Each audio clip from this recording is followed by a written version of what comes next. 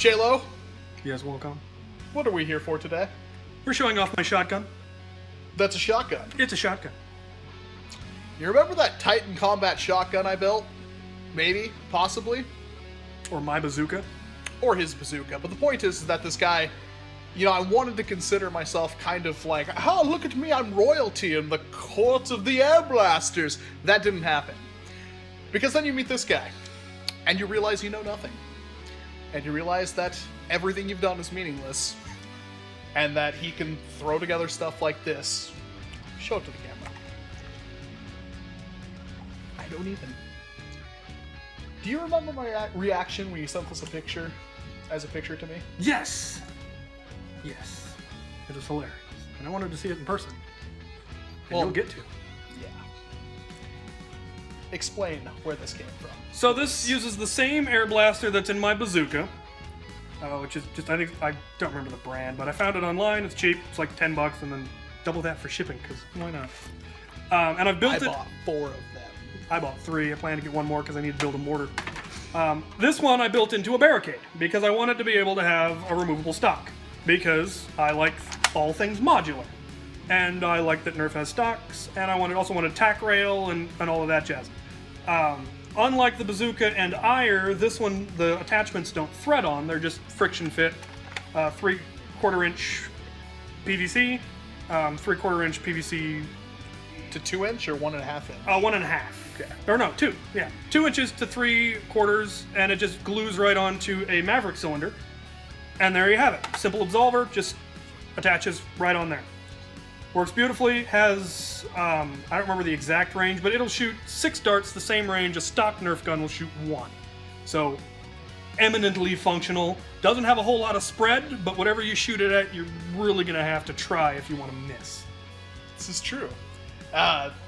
Titans are pretty darn cool. Drain blasters? Drain blasters are another story. Now, I've had this for precisely 6 hours, and it's become my best friend. I really, really like how comfortable the grips are. The trigger, while kind of awkward because it takes 2 fingers, and the pump being kind of in this location down here in the grip like a secret shot too, that not everybody appreciates. I happen to like it. What about you? I have one, and I enjoy it. I haven't fiddled with it much, but I want to rebarrel it to take elites, but yeah. I like the pump being down here. Now, the funny thing is that these actually do have overpressure release valves. Have you plugged one? No, not yet. Do you think you would? That's terrifying.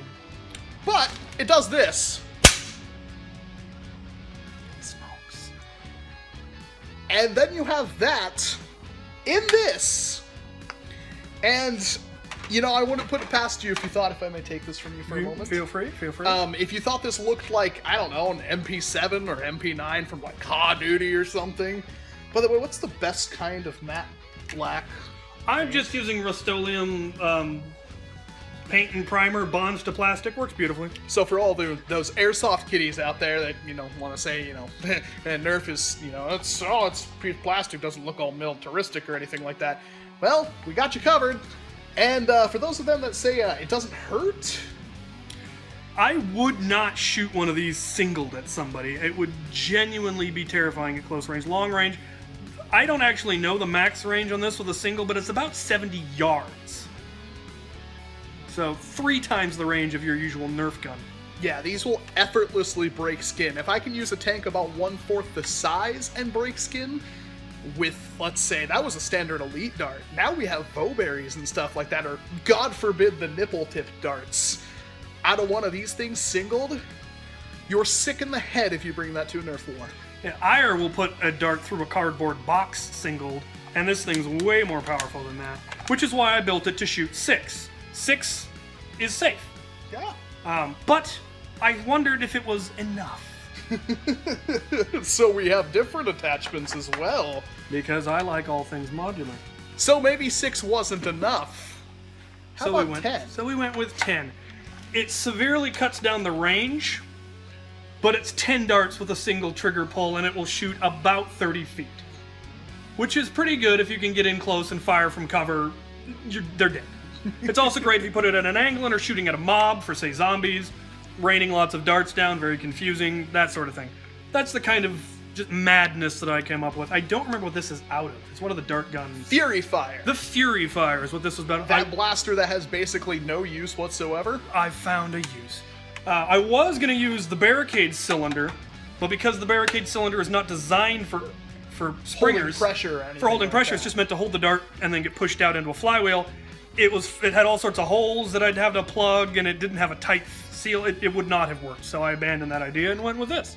What I would like to see done, if we had more daylight, which we ran out of a few hours ago, unfortunately, I would love to take this and just kind of point it up like this and fire it and see where the darts go. Because if you could imagine, if you could arc this, if you could get pretty decently at going like this and just shooting it up in the air, and it goes like 40 or 50 feet in the air and just kind of scatters down and rains down with 10 darts. Not that anybody would call their hits, because I don't think they would be paying attention enough, but... Probably not, but... That's pretty hilarious. If nothing else, chaos and confusion. I made it so that the barrel just pulls off so that you could just change out barrels really quick rather than trying to reload 6 or 10 at a time, because... unthreading it would be threading was just a little bit longer, so I decided I'll just go with friction. If you're worried about it popping off, you can hold it when you fire the gun.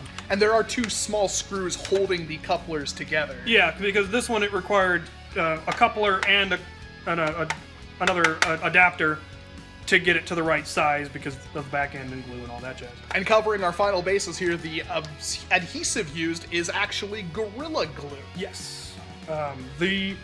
There is actually nothing holding the air tank into the gun except the shell of the gun. It's not glued in. I think there's 1 screw inside that's holding it, but other than that, it's just the friction of holding it all together. So I really like how this one came out.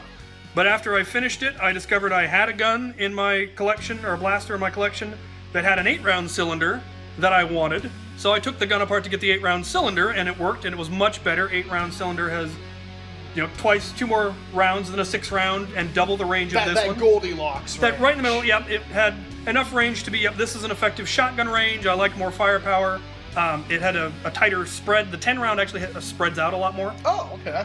The 6-round is real tight. The 8-round a little bit more. So I really liked that. And then I finished this one and realized, oh look, I have this empty shell that this thing came out of. I wonder if I could do the same thing to that.